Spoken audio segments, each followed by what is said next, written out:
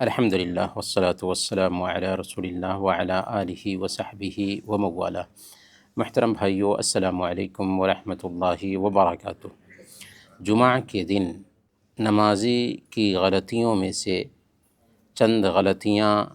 جو عام طور پر سرزد ہوتی رہتی ہیں، ان کو آج کی مجلس میں ہم جانیں گے سرسری طور پر۔ سب سے پہلے جمعہ کی نماز کے لیے جاتے وقت نیت کو حاضر نہ رکھنا۔ جمعہ کا دن ہفتے کی عید ہے اور اس نماز کی بہت زیادہ اہمیت ہے، اس لیے ایک بندے مومن کو چاہیے کہ جمعہ کی نماز کی تیاری کرے اور عبادت کی نیت سے مسجد میں آئے، کیونکہ اس دن جمعہ کی نماز کو اگر اس کے آداب کے ساتھ ہم پا لیتے ہیں تو بہت زیادہ اجر اور ثواب حاصل کرتے ہیں۔ اور پیارے نبی صلی اللہ علیہ وسلم فرماتے ہیں انما الاعمال بالنیات، اعمال کا دار و مدار نیتوں پر ہے۔ دوسرے نمبر پر کتنے لوگ نماز جمعہ سے سستی برتتے ہیں، حالانکہ نماز جمعہ کا ترک یہ کبیرہ گناہ ہے۔ اللہ کے نبی صلی اللہ علیہ وسلم صحیح مسلم کی روایت کے مطابق بیان فرماتے ہیں لَيَنْتَهِيَنَّ أَقْوَامٌ عَنْ وَدْعِهِمُ الْجُمَعَاتِ أَوْ لَيَخْتِمَنَّ اللَّهُ عَلَىٰ قُلُوبِهِمْ ثُمَّ لَيَكُونَنَّ مِنَ الْغَافِلِينَ کہ لوگ جمعہ ترک کرنے سے بعد آ جائیں، ورنہ اللہ تعالیٰ ان کے دلوں پہ مہر ڈال دے گا اور وہ غافلوں میں سے ہو جائیں گے۔ دوسری حدیث میں اللہ کے نبی صلی اللہ علیہ وسلم بیان فرماتے ہیں کہ جس نے 3 جمعہ لگاتار ترک کر دیا، اللہ تعالیٰ اس کے دلوں پر مہر ڈال دیتا ہے۔ تیسرے نمبر پر جمعہ کی رات دیر رات میں سونا اور نماز فجر سے سوئے رہ جانا، یہ بھی بہت محرومی کی بات ہے کہ جس دن قیامت واقع ہونے والی ہے، جس دن سے دنیا کی ہر مخلوق ڈرتی ہے سوائے انسان اور جنات کے کہ ان کے اندر ڈر نہیں، وہ جمعہ کے دن آرام سے دیر رات تک سوتے ہیں، یہاں تک کہ فجر کی نماز بھی نہیں پڑھ پاتے، حالانکہ جمعہ کے دن فجر کی نماز کی بہت زیادہ اہمیت ہے۔ اللہ کے نبی صلی اللہ علیہ وسلم نے صحیح حدیث میں بیان فرمایا افضل الصلوات عند اللہ صلاۃ الصبح یوم الجمعۃ فی جماعۃ کہ اللہ تعالیٰ کی نظر میں ساری نمازوں میں سب سے افضل نماز جمعہ کے دن کی فجر کی نماز ہے۔ پھر بھی ایک انسان اگر دیر رات سے سوئے گا تو فجر کی نماز نہیں پڑھ پائے گا، بلکہ بہت سارے لوگ تو اخیر وقت میں سونے کی وجہ سے مسجد آتے ہیں جبکہ اذان ہو چکی ہوتی ہے یا اقامت کہی جا چکی ہوتی ہے، اور ایسے لوگ اپنے آپ کو بہت سارے خیر سے محروم کر لیتے ہیں، یہاں تک کہ ان کے نام بھی اللہ رب العالمین کے پاس اس دن نہیں پیش کیے جاتے۔ جمعہ کے دن کی غلطیوں میں سے ایک غلطی یہ ہے کہ خطبہ شروع ہونے کے بعد مسجد آنا یا نماز کے بیچ مسجد میں داخل ہونا۔ اللہ کے نبی صلی اللہ علیہ وسلم سنن ترمذی کی روایت کے مطابق بیان فرماتے ہیں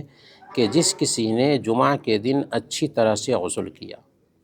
اور پہلے وقت میں مسجد آیا، امام کے قریب بیٹھا، امام کا خطبہ غور سے سنا اور کان لگایا خطبے پر، کان لہ بکل خطوۃ یخطوها اجر سنۃ صیامها و قیامها تو اس کو ہر قدم کے بدلے 1 سال تک لگاتار روزہ رکھنے اور لگاتار قیام کرنے کا ثواب ملتا ہے۔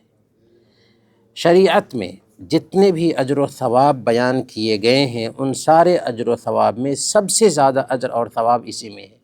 آپ غور کریں کہ ایک انسان اگر ان آداب کو مد نظر رکھتے ہوئے جمعہ کے دن مسجد میں آتا ہے کہ وہ سویرے آیا، امام کے قریب بیٹھا، امام کا خطبہ غور سے سنا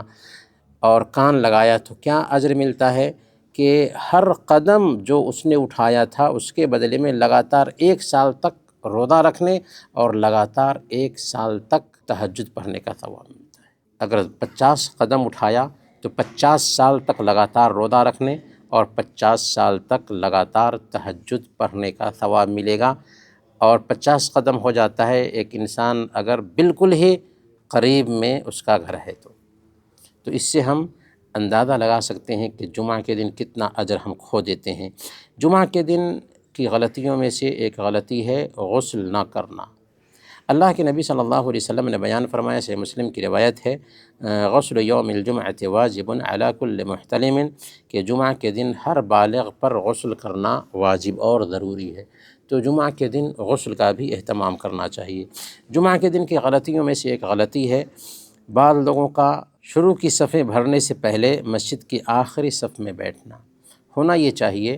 کہ جمعہ کے دن ہو یا اور دن میں بھی مسجد میں آتے ہیں تو شروع کی صفوں کو پر کرنا چاہیے، اس کے بعد پیچھے کی طرف بیٹھنا چاہیے۔ یہ محرومی کی بات ہے کہ ایک انسان پیچھے کی طرف بیٹھے۔ اسی لیے اللہ کے نبی صلی اللہ علیہ وسلم نے ایک مرتبہ بیان فرمایا تھا، لا یزال قوم یتأخرون حتی یؤخرهم اللہ،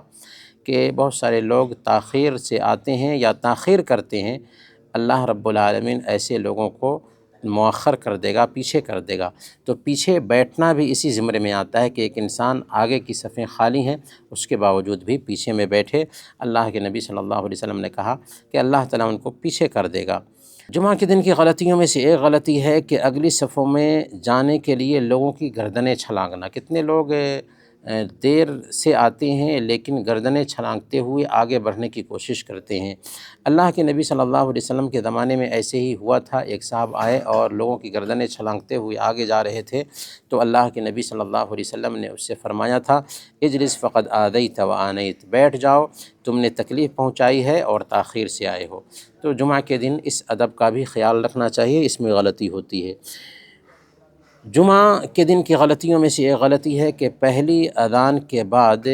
2 رکعت نماز پڑھنا اور یہ سوچنا کہ یہ جمعہ کی سنت ہے۔ حالانکہ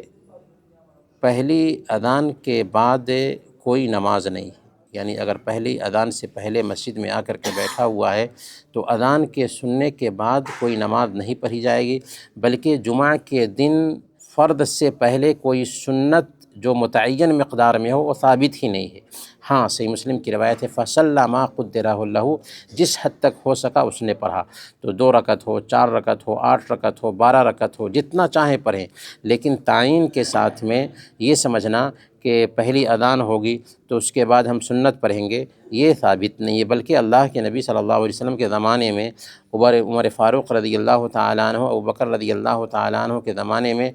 جمعہ کے دن کی پہلی اذان تھی ہی نہیں۔ یہ اذان تو حضرت عثمان رضی اللہ تعالیٰ عنہ نے جاری کیا تھا، لوگوں کی حالت کو دیکھ کر کے مدینہ کے آس پاس سے لوگ مسجد نبوی میں نماز کے لیے آتے تھے اور دور دور سے آتے تھے، تو ان کو پتہ نہیں چلتا تھا کہ وقت ہوا ہے یا نہیں ہوا ہے، اسی لیے مقام زورا جو مسجد نبوی کے پاس تھا وہیں پر کھڑے ہو کر کے حضرت عثمان رضی اللہ تعالیٰ عنہ نے اذان دینے کا حکم دیا تھا تاکہ لوگوں کو جمعہ کی نماز کے وقت کا پتہ چل جائے۔ تو برکیف جمعہ کی فرض نماز سے پہلے جمعہ کے دن کوئی سنت نہیں ہے، لیکن عام نفل نماز میں 2 رکعت، 4 رکعت، 6 رکعت، 8 رکعت جتنا چاہیں پڑھ سکتے ہیں۔ البتہ جمعہ کی نماز کے بعد 2 رکعت بھی اللہ کے نبی صلی اللہ علیہ وسلم سے ثابت ہے اور 4 رکعت بھی ثابت ہے، دونوں میں سے جو آسان ہو پڑھ سکتا ہے۔ جمعہ کے دن کی غلطیوں میں سے ایک غلطی ہے جمعہ کے دن کی قبولیت کی جو گھڑی ہوتی ہے اس کو تلاش نہ کرنا۔